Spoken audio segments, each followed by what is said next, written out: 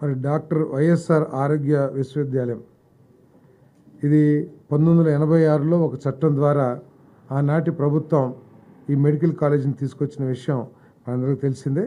98లో అప్పుడు చట్టాన్ని సవరణ చేసి ఎన్టీఆర్ యూనివర్సిటీగా పెట్టడం, తర్వాత ఆయన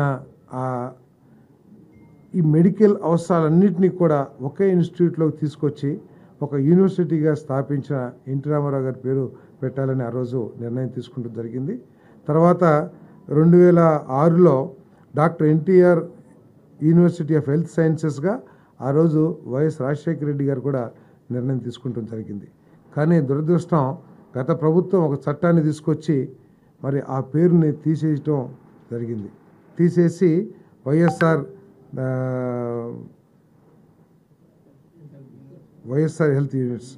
హెల్త్ యూనివర్సిటీగా పెట్టారు.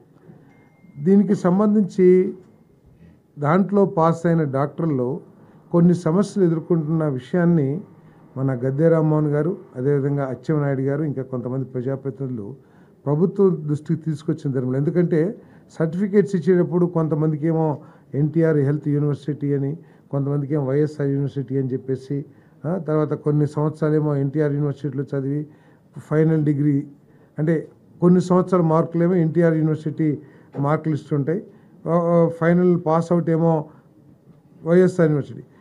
ఇవన్నీ కూడా సమస్యలు ఎదుర్కొంటున్నారనే ఉద్దేశంతో మరి తిరిగి ఆ యూనివర్సిటీకి డాక్టర్ ఎన్టీఆర్ యూనివర్సిటీగా పేరు పెట్టాలని చెప్పేసి మరి నిర్ణయం తీసుకుందని చెప్పేసి కూడా మనం చేస్తా ఉన్నాను.